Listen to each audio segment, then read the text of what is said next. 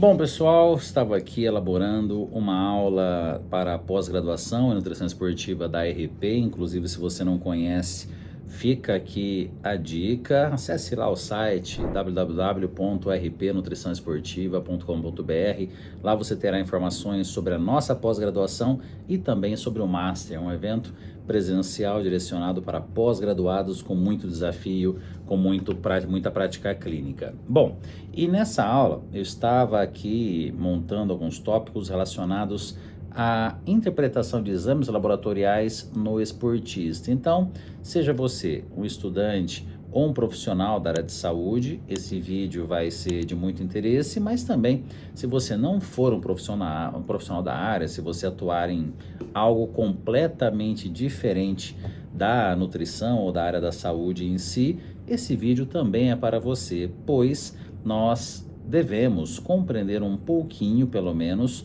sobre a nossa saúde, sobre o nosso organismo, e quando recebemos um exame laboratorial, a gente não ficar apenas ali baseado em valores de referência, mas também compreender o porquê de algumas alterações. Bom, quem realiza exercício físico, e claro, quanto mais intenso esse exercício, quanto mais volumoso esse exercício, a chance de apresentarmos algumas alterações nos exames laboratoriais que não são patológicas, mas que podem confundir e muito ali a interpretação, acaba sendo cada vez mais comum.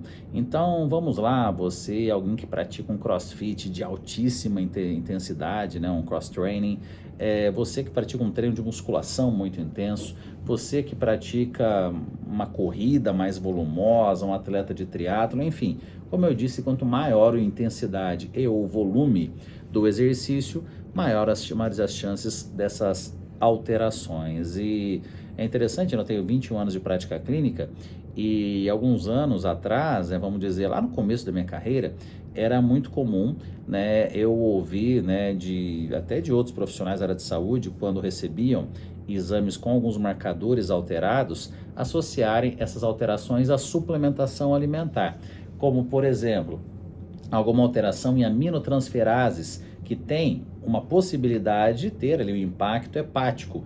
Aí o médico observava, você está usando creatina, você está usando whey protein, então suspenda a suplementação porque estão alterando os seus exames. Ao passo que essa alteração era devido ao exercício físico e logicamente não era devido aqui à suplementação de proteínas ou de creatina. Então, para você ter uma ideia de como mudou, né, aqui a visão dos profissionais da área de saúde com relação à suplementação alimentar e, em paralelo, a maiores informações sobre a interpretação de exames laboratoriais. Então, já aqui dei um spoilerzinho de que as enzimas hepáticas, no caso, as aminotransferases, AST e ALT, que no passado eram chamadas de TGO e TGP, elas podem encontrar-se elevadas após ali um exercício físico intenso. Então, se você faz um treino de musculação muito intenso, um treino de pernas no seu limite, no dia seguinte for coletar o sangue, a chance de termos ali elevações nas aminotransferases acaba sendo muito grande, principalmente quando falamos de elevação na AST, pois a ALT, aí sim, é mais específica de uma lesão hepática. A AST ela é encontrada primariamente no tecido muscular. Também encontra-se no fígado, mas em maiores quantidades no tecido muscular. Então, se você, nessas condições de exercício físico, no dia ou nos dias anteriores, encontrar seus níveis de AST um pouco mais elevados, vamos lá, até 2 vezes o valor de referência, a literatura traz até 3 vezes pode ser aceitável, mas o que mais nós encontramos é um valor até 2 vezes. Isso acaba sendo normal. Agora, se a ALT estiver elevada e a AST não, melhor investigar se existe até mesmo alguma patologia, se existe algum quadro infeccioso ou até mesmo ali uma questão medicamentosa, né, nessa situação de um aumento maior de ALT do que de AST, tudo bem? Agora, também falando aqui dessa diferenciação de realmente essa elevação ser de treinamento ou então ser algo patológico, principalmente no sentido de alguma lesão hepática, além da anamnese, né, com o paciente, observamos realmente se existiu exercício físico intenso nos dias anteriores, mas paralelo a isso também podemos associar a investigação com exames de fosfatase alcalina e também de gama GT. E claro, né, dependendo da situação, um profissional pode também solicitar algum exame de imagem, pensando ali em confirmar algum caso, né? Ou então solicitar para que o paciente, com ausência de exercício físico nas 48 horas antes da coleta, ele refaça aqui os exames. Então, no caso, o paciente está lá com um nível mais alto de ALT, gama GT elevado, fosfatase alcalina elevada, isso não é exercício físico, então necessitaria de uma maior investigação. Normalmente, os níveis de AST elevados, eles também acabam encontrando níveis de CPK elevados, né, creatinofosfoquinase. Então, é muito comum encontrarmos alguém que realiza o exercício físico intenso com níveis mais elevados de CPK e também aí proporcionalmente eleva-se os níveis de AST. Se a CPK não estiver elevada e as enzimas hepáticas, sim, já merece uma investigação do ponto de vista hepático aqui esse paciente.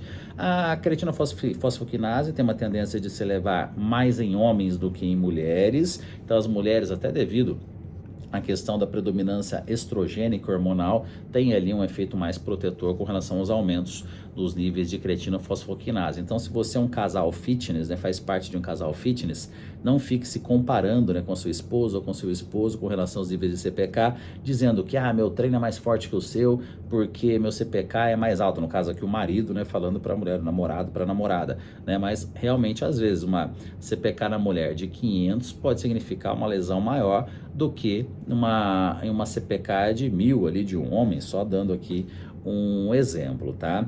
E aí eu chego em outro ponto. Muitas pessoas acabam tendo essa informação e ficam olhando os seus exames laboratoriais com relação ali aos níveis de CPK, esperando que quanto maior o número, isso reflita com melhor treinamento, o que não é verdade. Se você ficar uma semana ou 2 semanas sem exercício físico, retornou, fez um treino moderado que seja e coletou o seu sangue no dia seguinte, você terá um aumento muito grande nos níveis de CPK, porque você estava destreinado. Então, se você vem numa rotina regular de treinamento, a tendência é que você não tenha aumentos tão significativos assim de CPK.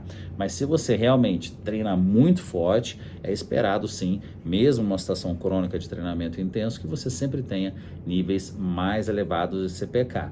E temos também a fração CPK-MB, que aí ela é relacionada mais ao músculo cardíaco. Lá no passado, lá 20 anos atrás, do mesmo jeito que médicos confundiam uma lesão tecidual esperada devido à ação mecânica do treinamento, a elevar as aminotransferases, nós também, e aí associavam os de whey, muitos também associavam o aumento da CPK com alguma questão cardíaca, né? Mas aí existe essa diferenciação dos exames para você identificar se essa CPK é mais relacionada a uma lesão tecidual muscular ou se realmente é uma lesão tecidual no músculo cardíaco, tá?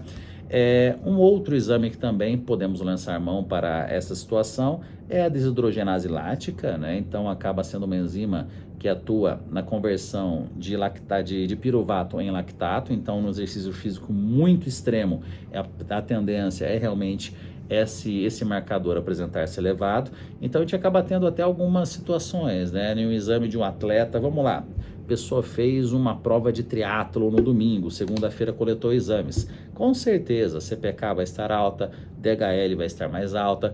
Dependendo da situação, o gama GT, que acaba sendo relacionado ao estresse oxidativo, pode também apresentar-se elevado, tá? Então, aí entra essa questão da análise bem específica de o que eu dei o extremo, né, um triatlon, né, que pode afetar até outros exames. O que não aconteceria num treino intenso de musculação, mas um treino muito agudo, assim, uma prova de triatlon, pode até afetar alterações de exames tireoidianos, no caso aqui o TSH, pode aumentar momentaneamente níveis de ácido úrico, de homocisteína. Por isso a importância do profissional, ao avaliar o exame, identificar de quem são esses exames. Um exame sem identificação de quem é a pessoa, sem realização da anamnese, ele não vale nada. Então, muito cuidado em pegar apenas um papel com números, sem identificação de quem é essa pessoa, do que ela fez nos dias anteriores, seja de exercício, alimentação, medicamentos, patologia, etc., e tentar identificar ali algum quadro clínico, né? Então,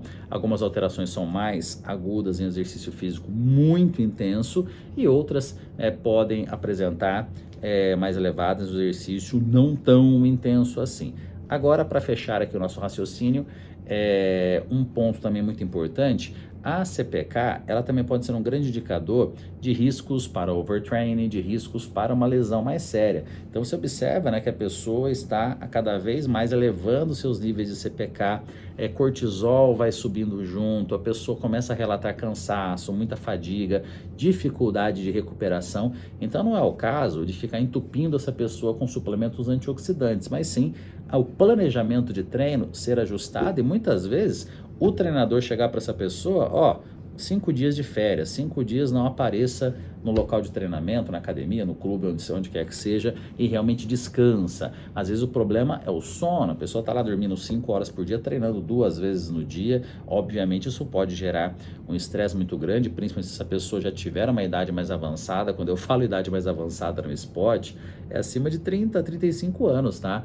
Sendo muito realista, né? Um esporte de alta performance, o envelhecimento ele realmente bate muito mais cedo. A gente está falando de uma longevidade saudável aqui de 80 anos, não. A gente está falando aqui de muitas vezes um esportista de 40 anos, 45 anos, que já tem uma necessidade de recuperação muito maior, ele precisa otimizar os seus treinos numa situação de ter um descanso maior também, e com isso os marcadores laboratoriais podem ser aqui um grande indicador de realmente essa pessoa precisa de mais descanso, ela não está se recuperando e, claro, dessa maneira evitar aqui uma lesão mais grave.